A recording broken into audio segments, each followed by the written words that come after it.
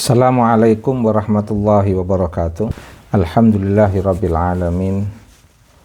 Allahumma shalli ala sayyidina Muhammadin abdika wa rasulika nabiyil ummi wa ala alihi wa sahbihi wa barik wa sallim tasliman katsira bi qadri 'azamati dzatika fi kulli waqtin wa hinin.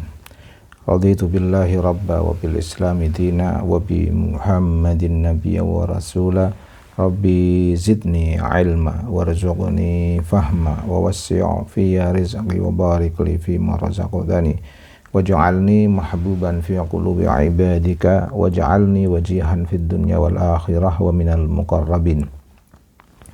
Ya katsiran nawal wa ya hasanal fi'al wa ya qa'iman bila zawal wa ya mubdi'an bila mithal falakal hamdu wal minnatu wasyarafu ala kulli hal. Amin ya rabbal alamin. Baik, dalam kesempatan ini saya ingin menyampaikan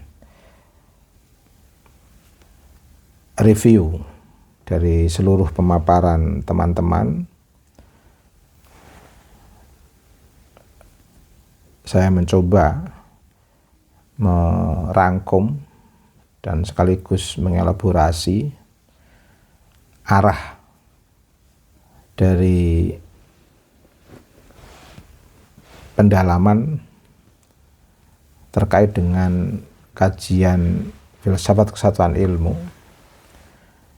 dan dalam review ini saya lebih memfokuskan pada cetak biru peradaban baru, restorasi nalar integratif menuju kesatuan epistemologi dalam metafisika, sains, dan humaniora untuk kebangkitan peradaban.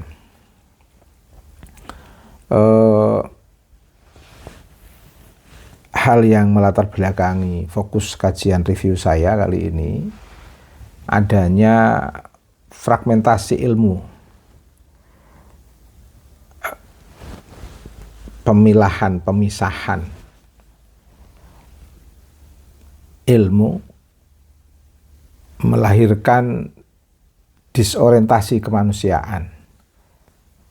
Ini yang melatar belakangi review saya, dan saya tertarik untuk fokus pada tema kajian ini dalam review yang saya berikan kepada teman-teman. Tujuannya adalah jangan sampai ketajaman spesialisasi ilmu itu disertai sebuah suasana yang mengerikan sehingga tidak ada nilai, tidak ada value, tidak ada yang bisa dirasakan di sana. Misalnya ketajaman spesialisasi ilmu tanpa jangkar metafisika, tentu ini akan menciptakan jurang pemisah antara yang sakral dan yang rasional, dan ini berdampak tidak baik dalam sebuah peradaban, yaitu peradaban yang kehilangan standar kebenaran tunggal yang objektif dan jujur. Karena dalam kondisi apapun, ilmu itu sebenarnya bermuara pada sistem nilai satu kesatuan yang tidak terpisahkan. Kalau meminjam istilah biologi itu, antara ilmu satu dan ilmu yang lain itu saling terkait. Kalau dalam sistem kealaman ini, kehidupan ini itu ada yang kita dengar dengan istilah terjadi simbiosis mutualisme. Hal yang sama dengan keilmuan juga begitu, saling terkait. Dan sumbernya satu, yaitu Allah Subhanahu wa Ta'ala. Oleh karena itu ini harus kita pahami, sehingga review ini penting. Ibarat sains bergerak tanpa panduan moral, itu tidak ada yang bisa dirasakan oleh manusia itu sendiri. Sementara manusia adalah pelaku peradaban, punya sebuah sains berada dalam perkembangan teknologi informasi, tapi mengalami nestapa. Ini kan problem ini. Tercerabut dari kehidupannya sendiri, ini problem. Akhirnya kalau tercerabut dari akar, atau akhirnya kalau tercerabut dari semua akar yang saya sebutkan tadi, itu manusia akan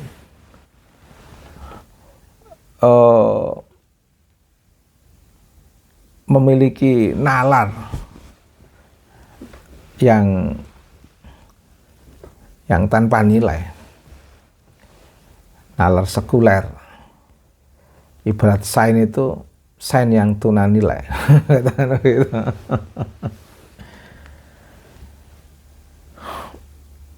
Disinilah sebenarnya duduk persoalan mengapa terjadi dikotomi ilmu. Akhirnya di situ tanpa disadari ada nalar sekuler, ada nalar sakral. Seolah-olah nalar sekuler, nalar sakral itu sesuatu yang terpisahkan. Nanti juga sebaliknya persoalan nanti. Orang mati-matian memahami secara ideologis nalar sekuler, sains yang tunanilai. Di satu sisi, di sisi lain dia mempertahankan secara ideologis nalar sakral. Karena dipahami secara ideologis nalar sakral ini, akhirnya apa? Ibarat metafisika tanpa pijakan realitas. Ini juga problem. Sama-sama problem. Mengapa dikatakan problem? Karena namanya dikotomi itu akan memunculkan bahaya yang luar biasa. Apa itu bahaya di balik dikotomi? Yaitu komodifikasi dan manipulasi kebenaran. Seolah-olah di situ ada sejarah objektif yang ibarat tiang itu berdiri kokoh. Misalnya, di sisi lain ada tiang yang mau rubuh, meroboh, atau mau ambruk. Tiang itu bernama misalnya metafisika atau otoritas spiritual. Sehingga semuanya menjadi berada dalam wilayah abu-abu, tidak jelas. Klaim sejarah, sejarah palsu, dibungkus bahasa sakral. Ini kan problem ini. Sekarang muncul dalam diskursus 4 tahun ini. Ini kan ibarat dikotomi, ini kan efek, dikotomi efek. Nah, hal yang abu-abu lagi, efek dikotomi atau dikotomi efek, yaitu satu sisi menghindari kritik objektif dari ilmu dan ilmu sains dan humaniora misalnya. Misalnya lagi, karena terjadi dikotomi efek tadi itu, akhirnya melahirkan rasisme, genealogi dan penindasan simbolik misalnya.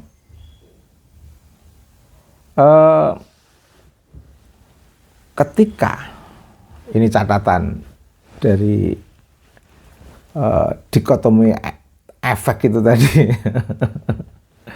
ketika metafisika dianggap terpisah dari standar pembuktian, kebungan dapat bertahan berabad-abad sebagai tempat persembunyian para manipulator nanti di sana.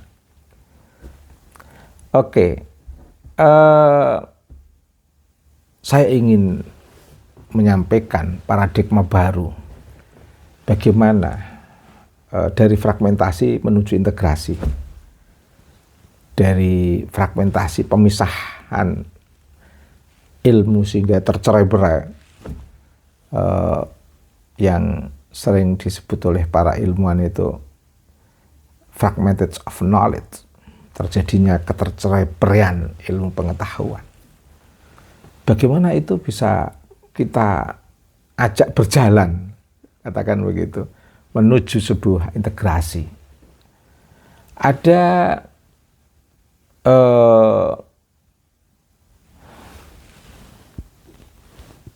beberapa dimensi yang bisa kita pahami, baik dari nalar dikotomis maupun nalar integratif. Misalnya dimensi pandangan sains, nalar dikotomis, positivisme kaku, tunanilai, materialistik. Nalar integratifnya seperti apa? Ayat-ayat alam semesta, keteraturan yang menyingkap rancangan ilahi. Kan menarik kalau kita bawa ke nalar integratif. Dimensi pandangan metafisika, nalar dikotomisnya terjadi eskapisme, pelarian dari tuntunan atau tuntutan verifikasi data, menuju nalar integratif yang seperti apa? Yaitu sentia sakra, indo ilmu, yang berkorespondensi jujur dengan fakta sejarah.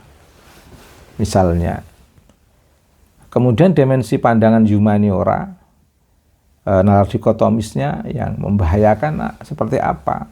Mitos kesucian, legitimasi privilege sosial.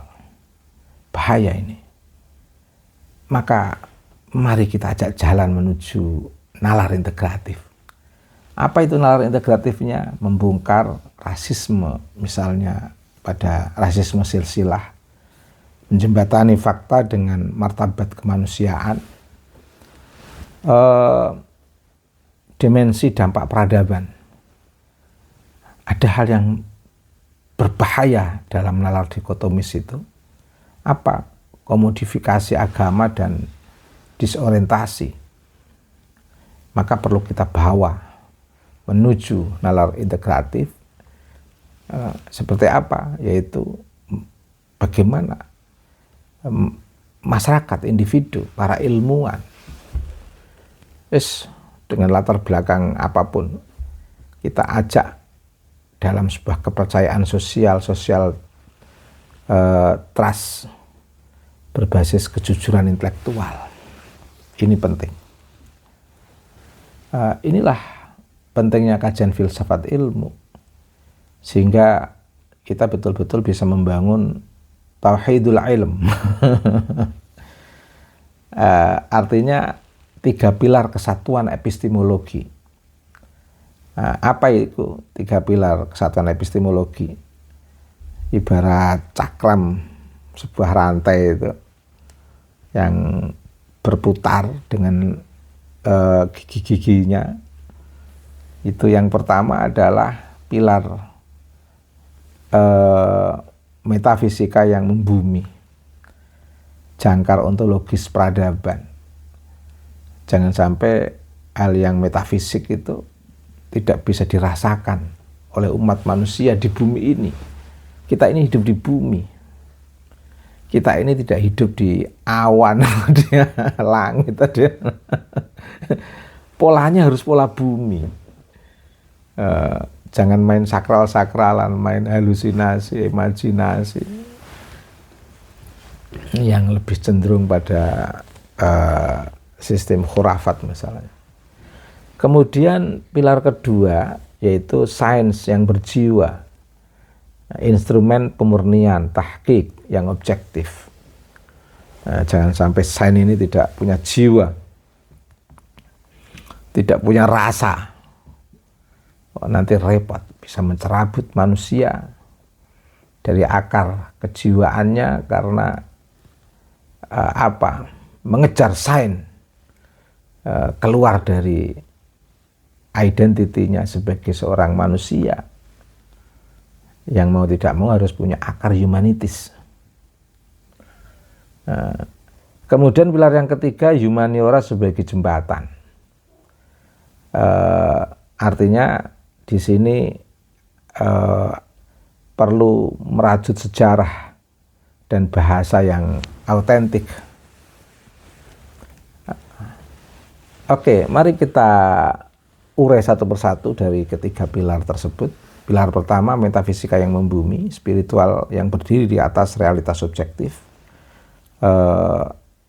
Seperti apa? Ibarat perahu itu kan ada sebuah jangkar perahu itu yang bisa untuk istirahat ketika harus ke tepi pantai.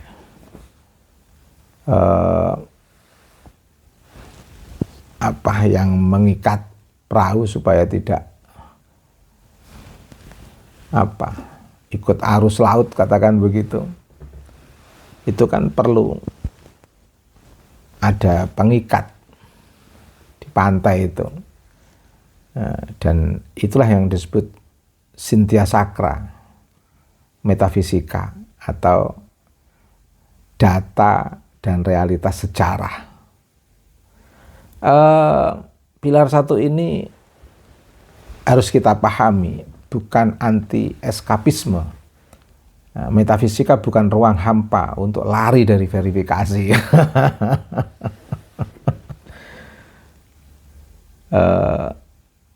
Percaya kepada hal yang metafisik, sebuah bentuk kesadaran yang melatar belakangi sesuatu yang real bagi manusia, itu bukan berarti harus lari dari verifikasi. Terus kemudian korespondensi fakta. Kebenaran Allah tidak mungkin bertentangan dengan kebenaran data di alam semesta.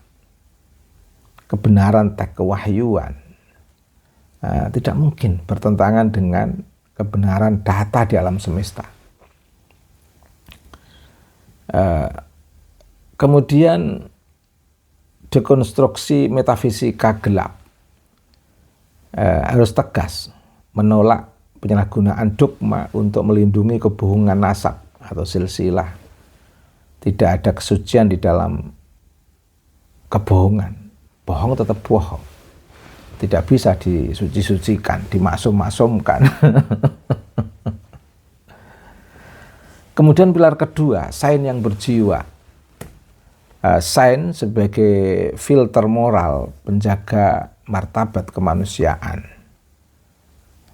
Ini penting, pilar yang kedua ini. Ibarat sebuah saluran atau daya listrik itu. Jangan sampai menjadi tahayul modern. Sains yang tidak berjiwa itu seperti klaim irasional atau tahayul modern nanti.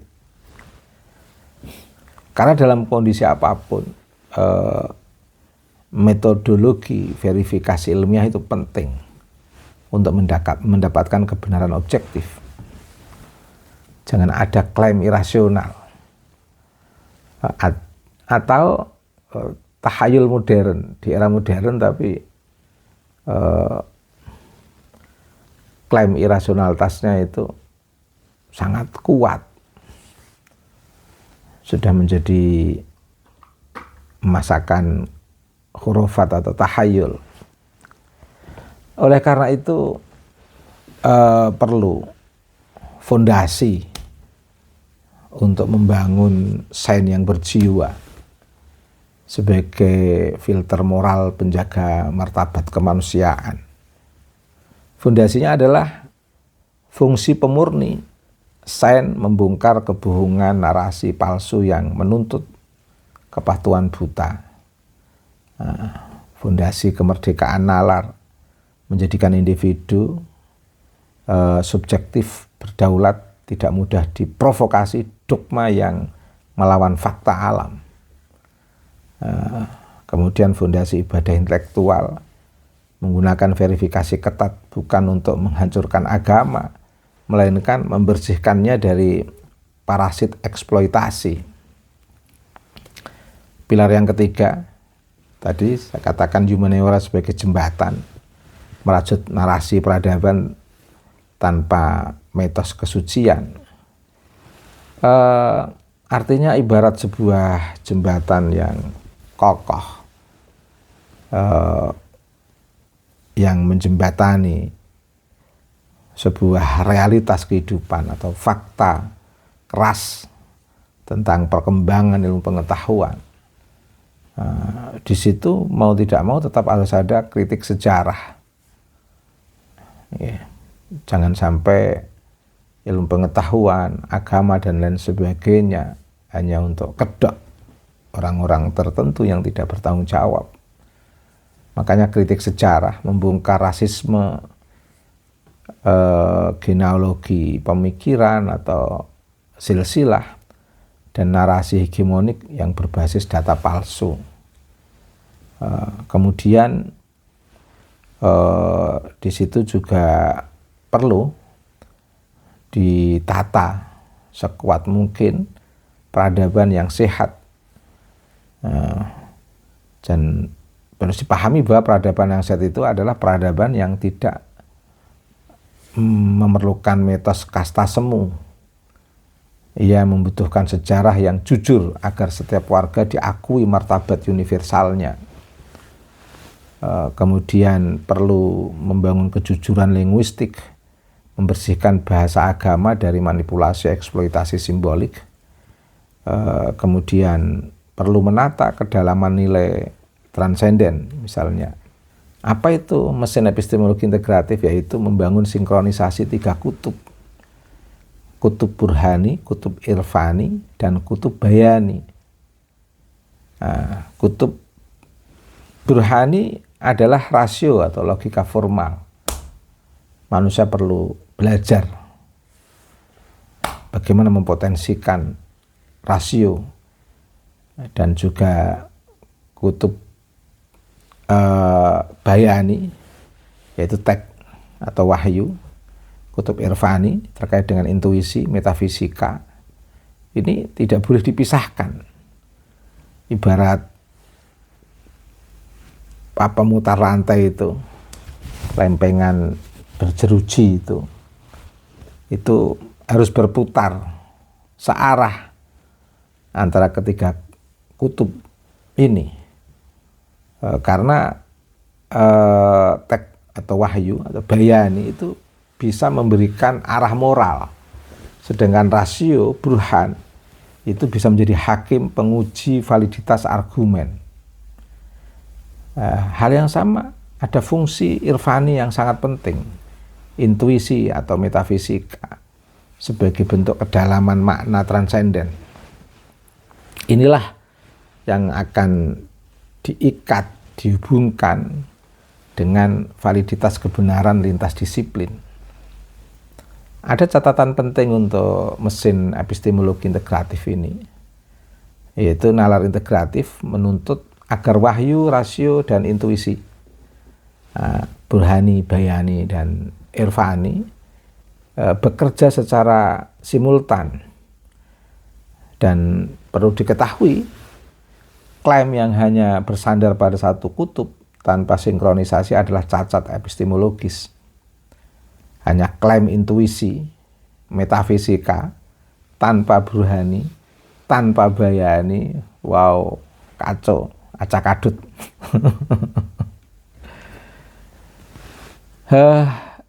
Di sini sebenarnya kita bisa lebih rasional melakukan validasi atau verifikasi atau audit intelektual, katakan begitu, menguji klaim kesucian di ruang publik, yaitu klaim metafisika,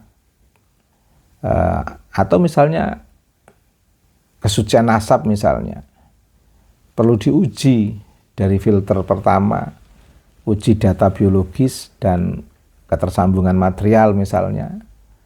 Kalau lolos, di filter kedua perlu diuji, uji kritik sumber dan rekaman dokumen sejarah misalnya.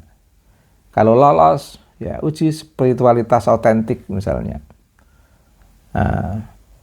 Biasanya di filter pertama, uji data biologis dan ketersambungan material itu yang membuat gagal itu biasanya komodifikasi agama. Di filter 2, uji kritik sumber dan rekaman dokumen sejarah, biasanya yang membuat gagal itu adalah eksploitasi simbolik di situ. Sebuah klaim spiritual tidak bisa berlindung di balik tabir metafisika jika terbukti gagal dalam korespondensi data sejarah. Ini penting. Oke, kita perlu merajut pemahaman atau melakukan studi dari masing-masing 3 kutub tadi itu. Studi kasus Irfani, mengukur objektivitas pengalaman spiritual, menakar ilmu misalnya di tengah dominasi empirisme. Ada uji intersubjektivitas, yaitu membandingkan konsistensi klaim individu dengan pengalaman para arifin terdahulu dan sanad ilmu yang valid. Ada fenomenologi linguistik, membedah otentisitas bahasa simbolik yang digunakan subjek melawan konstruksi ego atau sosial.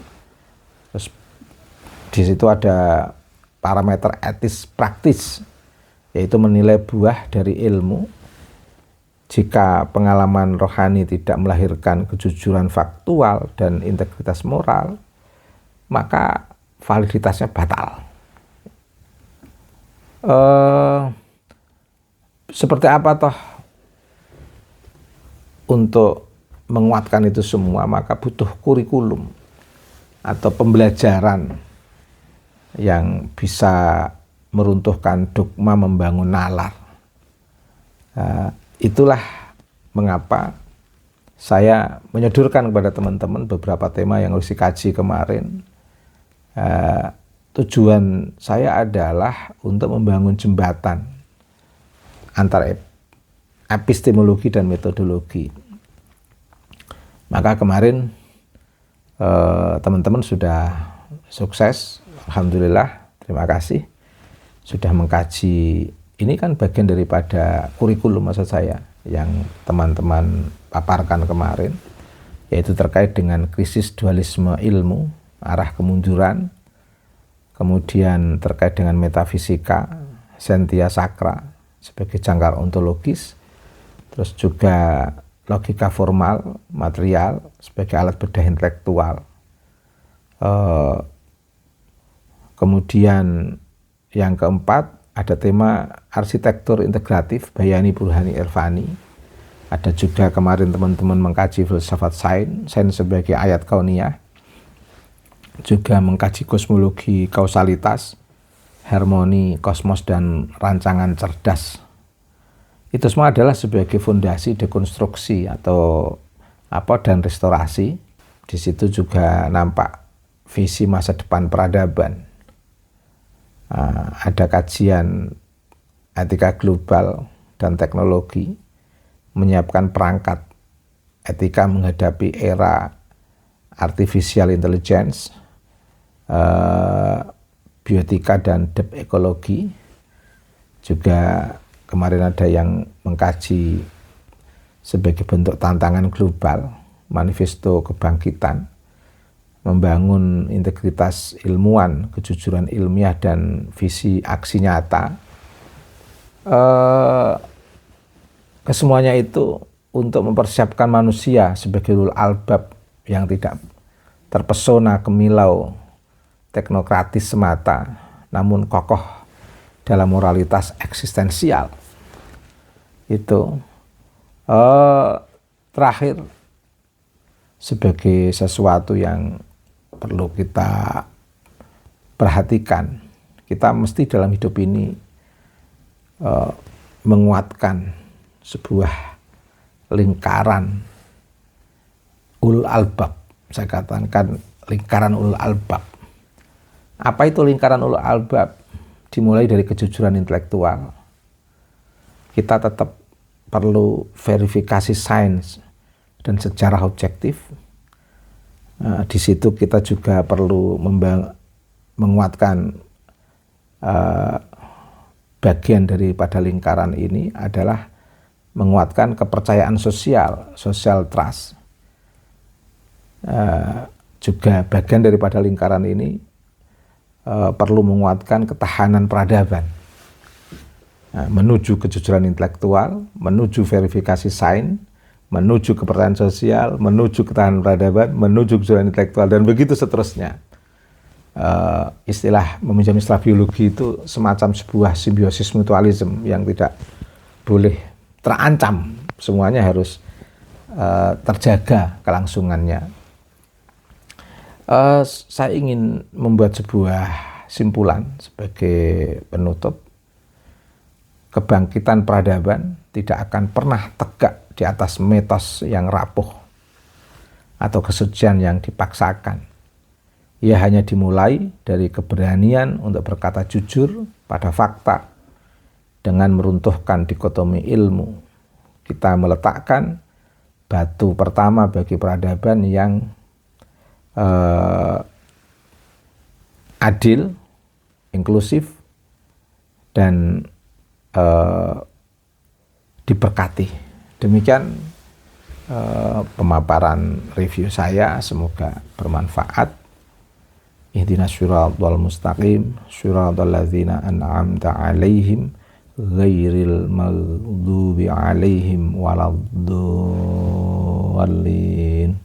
Amin. Bismillahirrahmanirrahim. Wal 'asri innal insana lafi khusrin illa alladzina amanu wa 'amilus sholihati wa tawassaw bil haqqi wa tawassaw bis sabr. Allahumma shalli ala sayidina Muhammad wa ala ali sayidina Muhammad. Subhanakallahumma wa bihamdika mil al mizan wa muntahal ilmi wa mablaghar ridha wa zinatal arsh. Asyhadu alla ilaha illa anta astaghfiruka wa atubu ilaika. Wa sallallahu ala sayidina Muhammadin wa ala alihi wa sahbihi wa baraka wa sallama walhamdulillahi rabbil alamin.